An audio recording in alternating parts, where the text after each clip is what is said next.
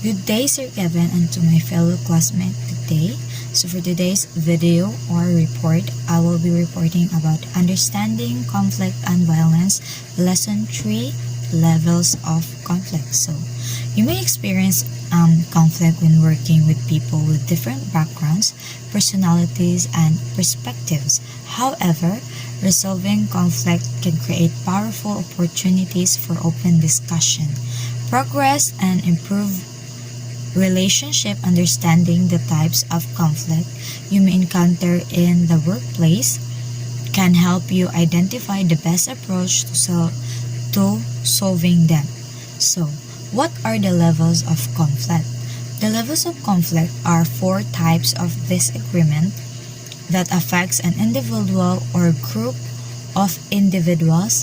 Each level comes with its new unique challenges and solutions. The 4 levels of conflicts are intrapersonal, interpersonal, intergroup, and intergroup. So, intrapersonal is a level refers to an internal dispute and involves only one individual. This conflict arises out of your own thoughts, emotions, ideas, and predispositions. It can occur when you are struggling between what you want to do and what you should do. For example, Reina is hiring a new member for her sales team. She interviews several candidates and feels strongly that 3 would make excellent sales representative, but she can't decide which one to hire. She delays hiring for a month as she considered the hiring decision. So interpersonal is within an individual. It is within you. And then interpersonal is a conflict occurs between 2 or more people in a large organization. It can result from different personalities or differing perspectives on how to accomplish goals. Interpersonal conflict may even occur without one party realizing there was ever conflict. So for example, Tanya has been a digital marketer in her company for 4 years and always anticipated that she would take the place of the director of marketing when he retired. However, when it was time to fill the role, the company hired another employee who had only been with only 1 year. Tanya was upset with both her former supervisor and her new supervisor, although she never communicated her feelings with either of them. So, interpersonal is between individuals. And then the intergroup is a level of conflict occurs between members of a single group when there are multiple people with varying options, backgrounds, and experiences working towards a common goal. Even though they may all want to achieve the same goal, they may disagree about how to reach it. Intragroup conflict can also occur when team members have differences in communication styles and personalities. So for example, a company is about to launch a new product and Josh and Ashley believes that the best marketing strategy is a direct mail campaign to a targeted audience. Beth and Tom believe that social media ads are a better approach. Adam believes that an influencer campaign would have the strongest impact.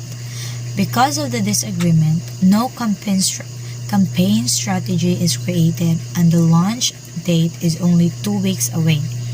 Tension is high and the delays impact other departments. So, intergroups is within a group. It is a problem within a group. And then intergroup is a level of conflict occurs between different groups within a large organization or those who do not have the same overreaching goals. So for example, the marketing team at an e-commerce company is promoting an all-new initiative that should help increase the average order value of every order by 15%. They create a timeline and notify customers of the launch date. However, the web developers in charge of creating and implementing the new functionality on the website are behind on schedule. Despite their best efforts, the web developers are frustrated because of unrealistic deadlines, and the marketing department is frustrated about delaying the launch. So, intergroup is between the group. So, basic type of interpersonal approach. So, interpersonal approach is we have approach conflict. An individual must choose among alternative, each of which is expected to have a positive outcome. The approach conflict is when there is conflict within a person where he or she needs to decide between two goals that are both appealing. The conflict is typically resolved when there's movement towards one of the goals. This makes it easier to make the final decision. So, it is something like a decision that you have to make. Like for example, you are going to a mall and you have to buy a bag because you have a trip coming next month. And then, when you got to the mall, you found a beautiful shoes. But then again, you want to buy that shoes and also the bag that you have to need, but you have to choose only one. Because you have to choose a valuable and practical na gamit, but in a way na positive Japon ang outcome. That is approach. So the second one is avoidance conflict. An individual must choose among the alternative, each of which is expected to have a negative outcome. So this conflict involves choosing between undesirable alternatives or outcomes in which a person tends to avoid. For example, a person who dislikes his jobs but fears on quitting and unemployed. That is avoidance. You want to avoid, but still you don't want to avoid. Yeah. You dislike it, but you are afraid to quit. That is avoidance. And then the third one is approach avoidance conflict. An individual must decide whether to do something that has both positive and negative outcomes. So, avoidance means moving away from it. Obviously, you can't move towards and away from the same thing at the same time. Like for example, if a person wants to eat a cake, it is a positive valence. But also wants to avoid gaining weight, it is a negative valence. This constitutes an approach avoidance conflict that has to be solved. Source of interpersonal power. We have reward power, coercive power, legitimate power, expert power, referent power. So, reward power is an individual's ability to influence others' behaviors by rewarding them. Reward power exists when person A has power over person B because A controls reward that B wants. These rewards can recover a wide array of possibilities, including pay rises, promotions, desirable job assignments, more responsibility, new equipment, and so forth. And then we have coercive power, an individual's ability to influence others' behaviors by pushing them. Coercive power involves forcing someone to comply with one's wishes.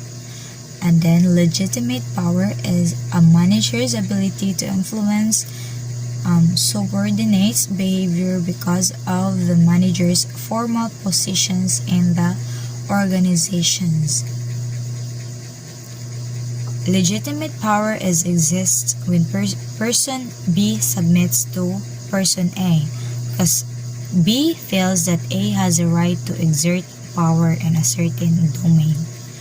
And then expert power is an individual's ability to influence others' behavior because of recognized competence, talents, or specialized knowledge.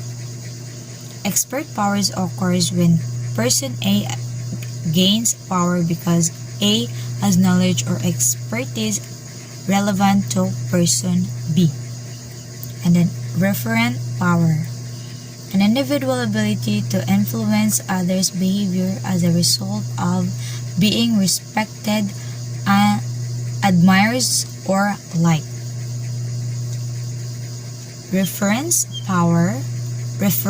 power, a state where allegiance is based on interpersonal attractions of one individual for another. So, these 5 bases of power are referent, expert, legitimate, reward, and coercive power. Involves forcing someone to comply with one's wishes. Focus on the extent to which person B has other sources of power to buffer the effect of person A power.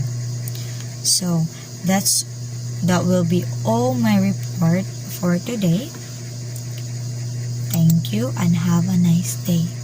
This is lesson 3, levels of conflict, understanding conflict and violence. Thank you and have a nice day.